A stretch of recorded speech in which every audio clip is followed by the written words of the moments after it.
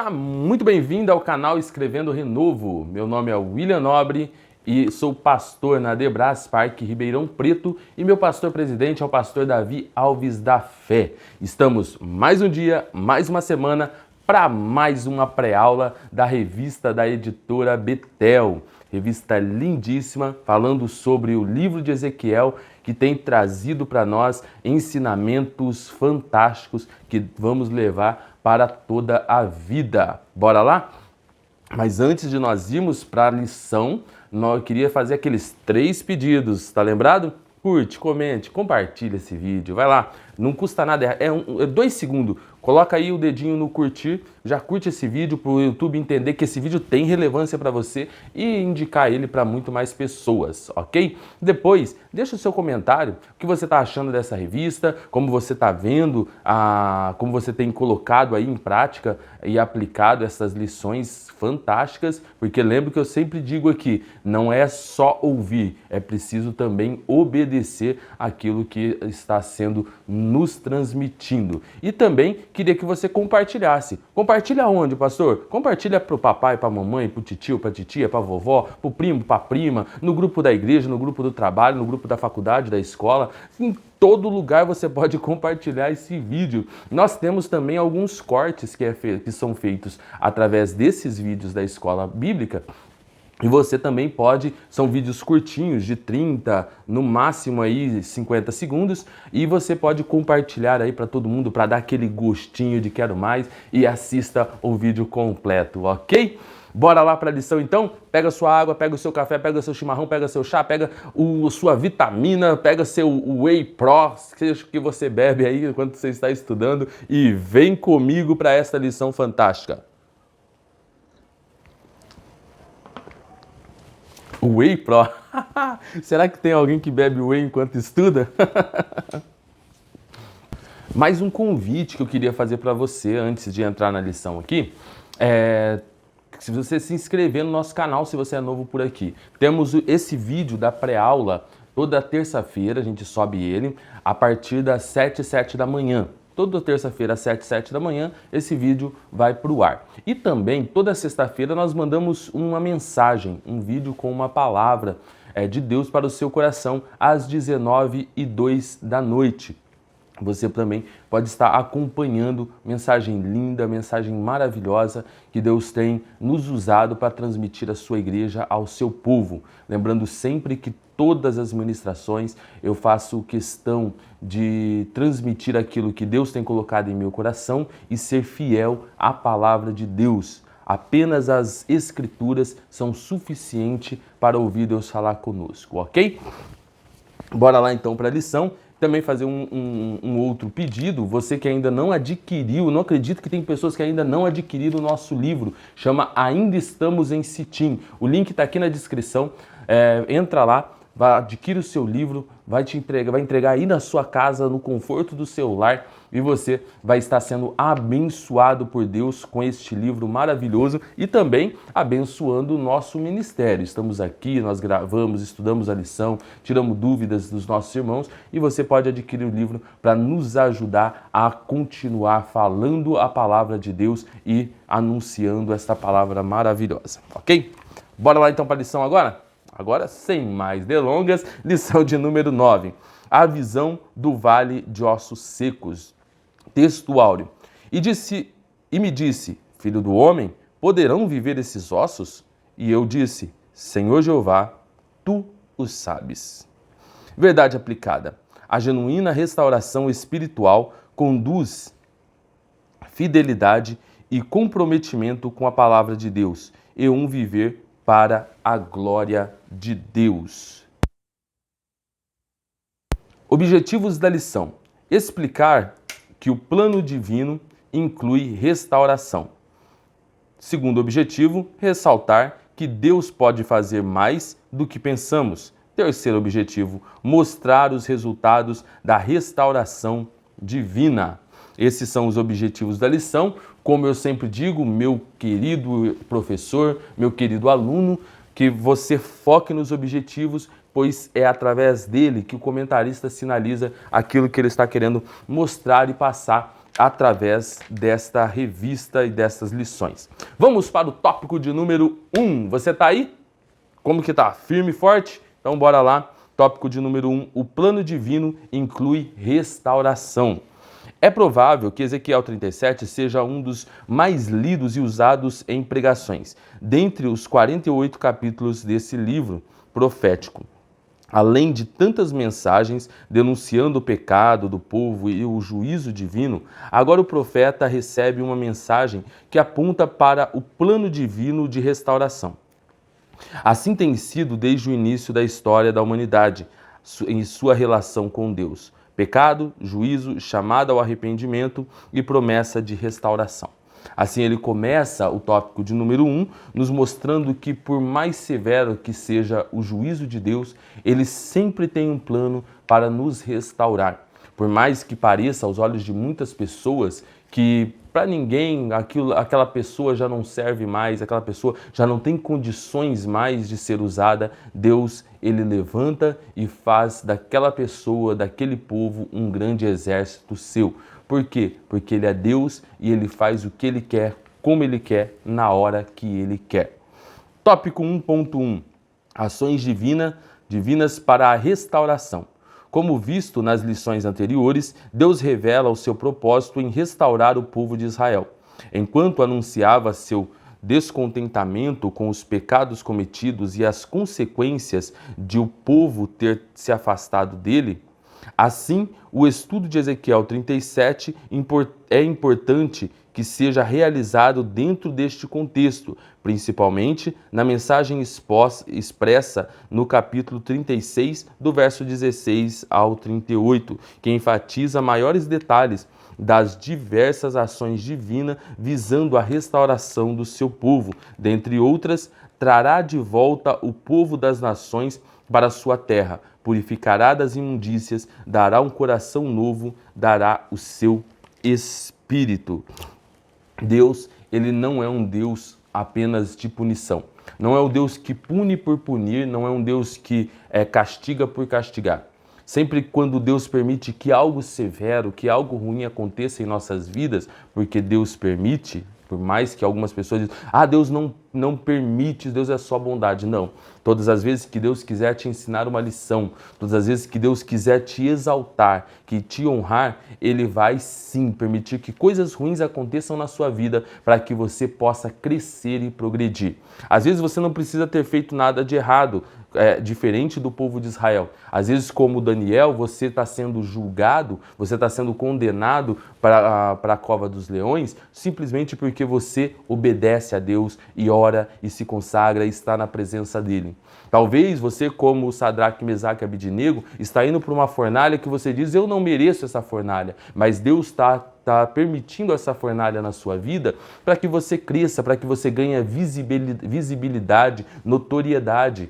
Deus permite coisas ruins acontecerem a pessoas boas para que essas pessoas boas sejam exaltadas por Ele, porque isso faz parte do plano dele para o seu crescimento e para um aumento da sua visibilidade. Então, aprenda a entender isso. Deus te dá sonhos, mas os sonhos que Deus te dá, talvez vai trilhar por caminhos que você não queria trilhar. José tem o sonho de reinar sobre os seus pais e seus irmãos, mas Deus não mostra para ele que no caminho desse sonho, eu tenho um livro e muito em breve estarei publicando ele, que chama O Desumano Caminho dos Sonhos. E nesse caminho vai ter cova, vai ter cisterna, vai ter traição, nesse caminho vai ter injúria, calúnia, difamação, mas nesse caminho vai mostrar que lá na frente tem honra, tem anel e tem túnica nova para você. Deus continue te alertando a respeito disso. Tópico 1.2. Uma visão da situação espiritual. Mais uma vez, Deus revela ao profeta a situação espiritual do povo. Ao longo do livro, isto foi feito por intermédio de várias mensagens metafóricas. Agora, por intermédio de uma visão de grande impacto, numerosos ossos sequíssimos espalhados em um vale.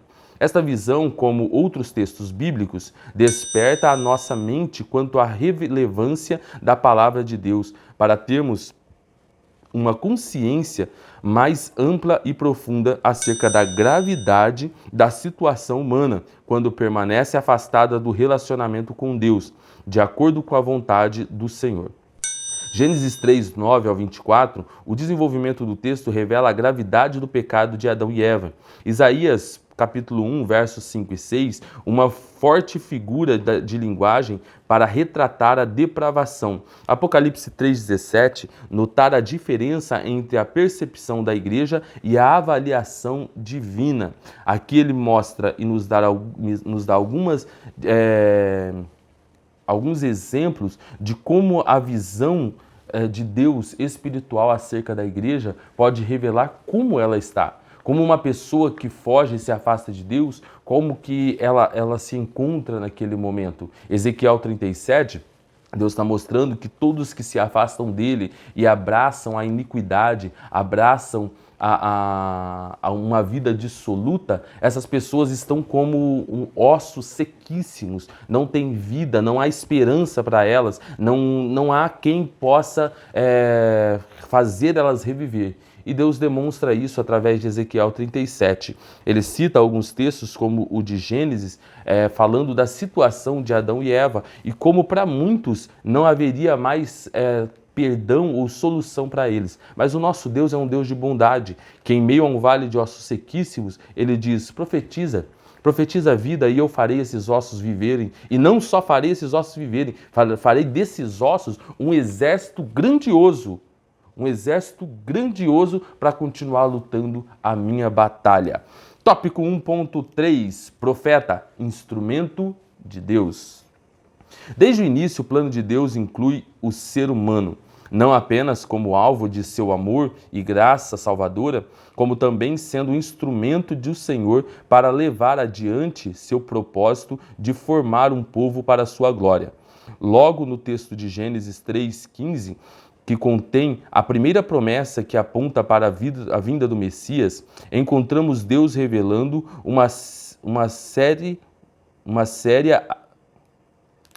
Encontramos Deus revelando que seria através de um ser humano que o Verbo viraria e habitaria entre nós. Assim, vemos Ezequiel sendo colocado no meio de um vale que estava cheio de ossos.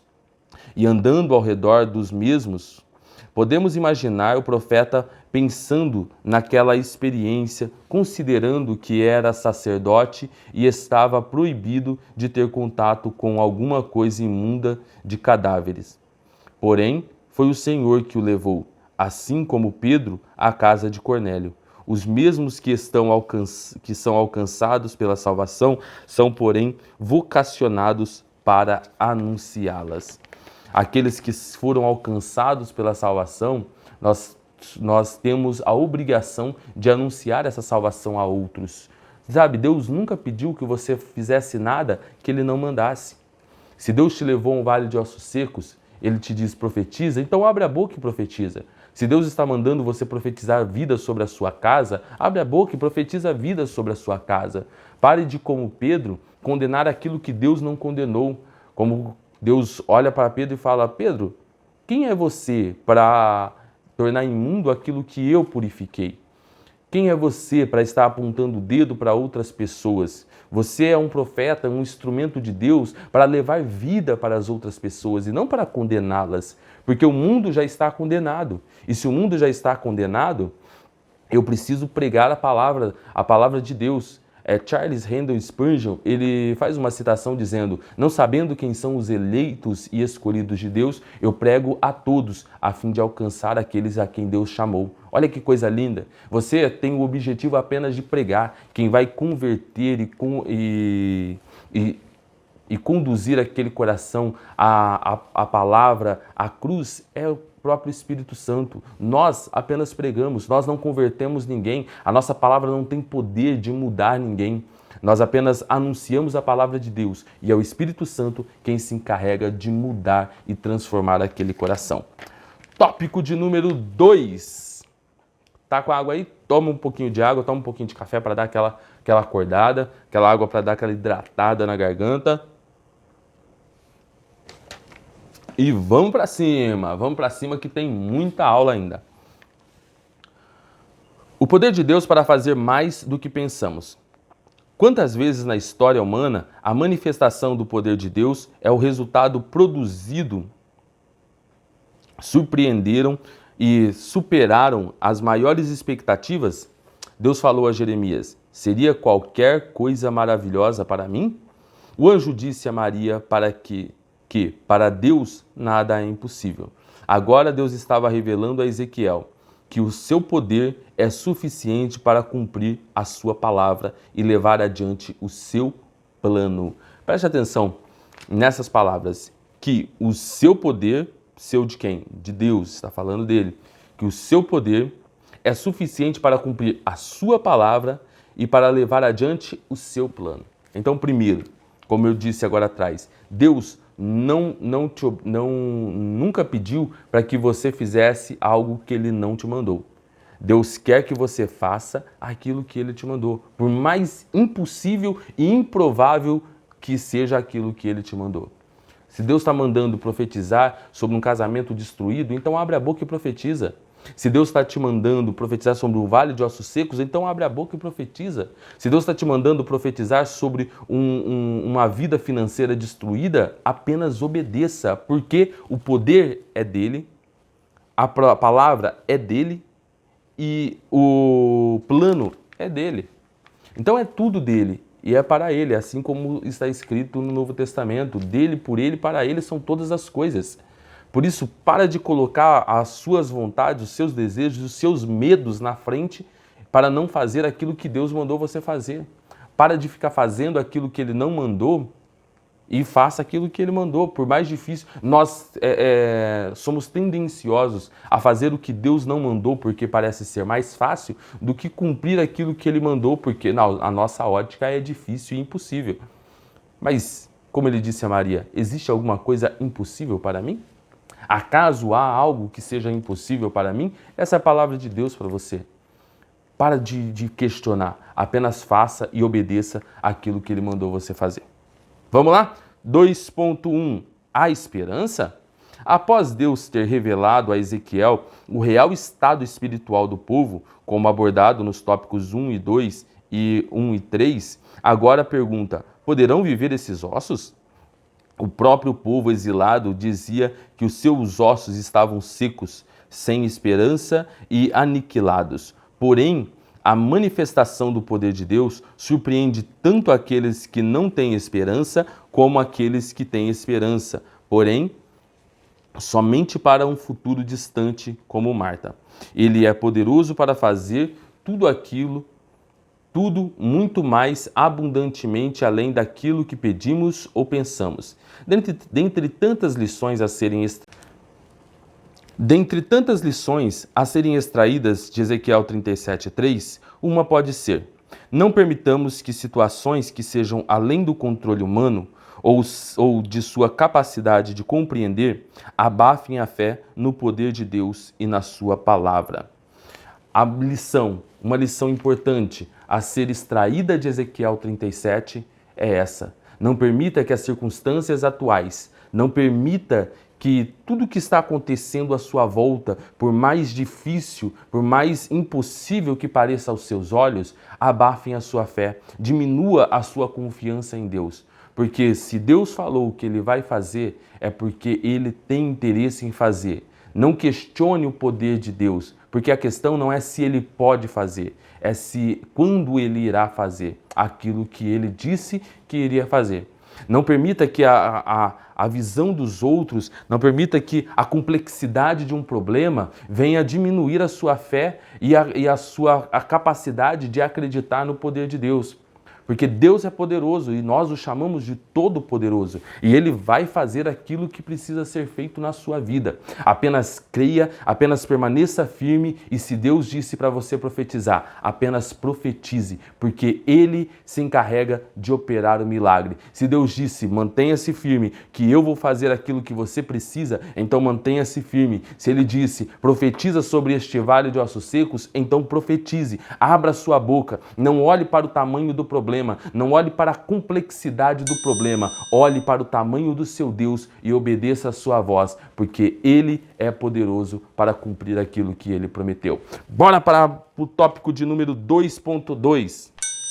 O anúncio da palavra de Deus.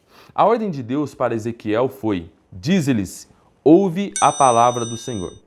Bruce comentou: a congregação menos promissora a que qualquer pregador já tenha pregado, mas a ideia encontra eco nas palavras do nosso Senhor em João 5,25. Os mortos ouvirão a voz do Filho de Deus, e aqueles que a ouvirem viverão. Em nosso tempo, tão repleto de desafios, a ordem é a mesma: que pregues a palavra, instes a tempo e fora de tempo, e faze a obra de um evangelista. Prossigamos no poder do Espírito Santo. Eu aprendi uma coisa muito importante ao longo do meu ministério, da minha vida crescente na pregação do Evangelho.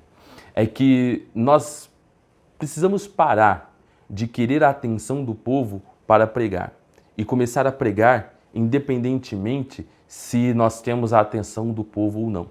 Porque, às vezes, nós nos preocupamos muito para que as pessoas nos olhem, nos notem, vejam como é bom e impecável a nossa oratória ou como a exegese que estamos aplicando para aquele texto é surpreendente. E esquecemos de realmente pregar a verdadeira palavra. Quando você entende que a palavra precisa pregada, independentemente se as pessoas estão ouvindo ou não, você começa a ter um senso de que o que eu preciso fazer é pregar, que quem convence é o Espírito Santo. Eu não tenho poder de convencer ninguém. O meu conhecimento, a minha bagagem teológica, a minha boa oratória ou a forma que eu me expresso não é suficiente para trazer um pecador para os pés da cruz. Mas a minha preocupação é em pregar a todo tempo, em ministrar a todo tempo, independentemente se as pessoas estão me ouvindo ou não, porque o Espírito Santo vai direcionar a palavra àquele coração que realmente necessita da sua palavra. 2.3, a ação do Espírito Santo. Muito significativo o fato de Ezequiel 37 apresentar um cenário tão desolador. Ossos sequíssimos e, a seguir, descrever uma tremenda mudança a partir da ação conjunta da palavra de Deus e do Espírito Santo. Tal descrição lembra outro momento na história: terra sem forma e vazia, trevas, abismo, mas o Espírito de Deus se movia. Após este cenário vem a palavra de Deus, e disse Deus, ou seja, o Espírito estava em movimento, pronto para proporcionar vida a partir da palavra pronunciada, operando assim junto com ela. Então, não importa qual seja o cenário, não importa quão devastador é o cenário. A Bíblia vem ao longo da história, no decorrer das suas páginas, mostrando que por mais caótico que seja um cenário, o Espírito Santo tem poder de se movimentar através da palavra de Deus. Através da palavra de Deus, ossos sequíssimos passam a ter vida e viram um grande exército. Através da palavra de Deus, uma terra sem forma e vazia se torna nesta linda terra a qual nós habitamos. Através da palavra de Deus, um simples pastor de ovelha se torna um grande rei segundo o coração de Deus. Através da palavra de Deus, Lázaro sai do túmulo e é abraçado pelos seus entes queridos. Através da palavra de Deus, a sua vida pode mudar. Através da palavra de Deus, o seu casamento pode ser restaurado. Através da palavra de Deus, os seus filhos podem voltar para a casa do Senhor. Através da palavra de Deus, o seu cenário financeiro pode mudar. Através da palavra de Deus, essa depressão, ela pode sair, mas através da palavra de Deus. Então, apenas abra a boca e profetize. Tópico de número 2. Tópico de número 3. Vamos já caminhando para o finalzinho, né? Tópico de número 3, resultados da restauração.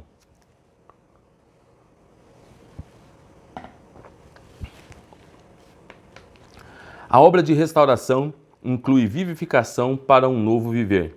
Deus disse que abriria as sepulturas e faria o seu povo sair delas para passar a vivenciar um novo tempo que incluía uma nova vida.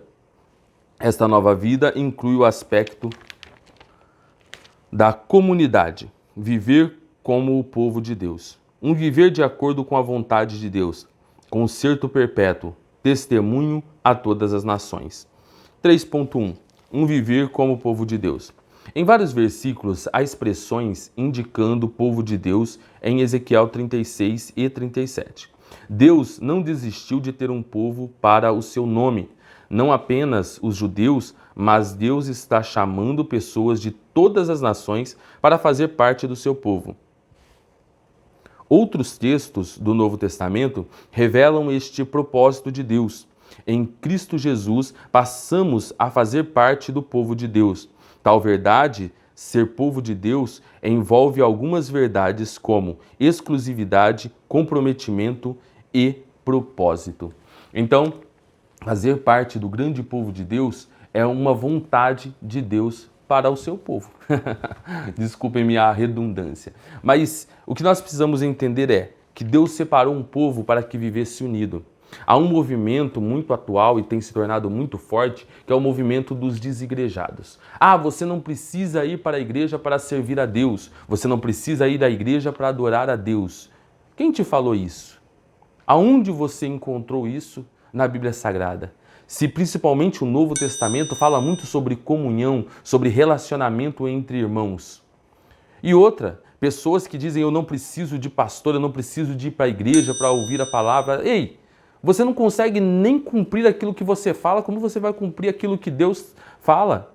Você não consegue nem respeitar a si mesmo. Você fala que vai fazer um regime, na segunda-feira já está enchendo a cara de batata frita e Coca-Cola. Você fala que vai para academia, na segunda semana você já abandonou a academia, já está sentado, esparramado no sofá assistindo Netflix. Você não respeita a si mesmo, é sozinho, e vem me falar que não precisa ir para a igreja para adorar a Deus. Deus chamou um povo e não foi uma pessoa.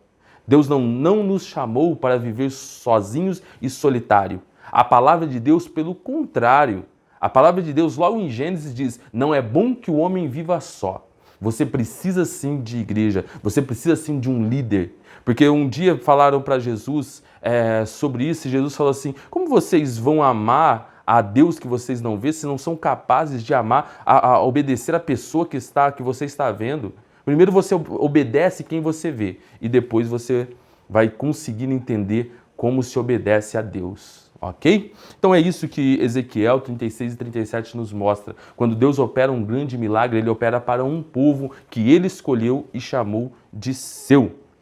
3.2. Um viver de acordo com a palavra de Deus. O profeta anunciou que o povo restaurado seria fiel às leis e aos princípios divinos e zeloso em praticar os seus estatutos.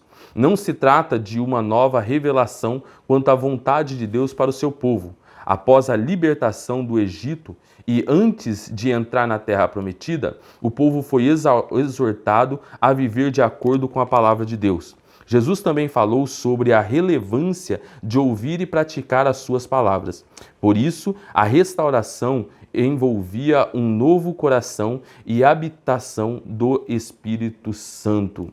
Um viver de acordo com a palavra de Deus é estar aberto à habitação do Espírito Santo, é estar sensível à voz do Espírito Santo, é se colocar na presença dele para ouvir a palavra dele e obedecer a sua palavra. Mais uma vez, eu tenho sido redundante quanto a isso.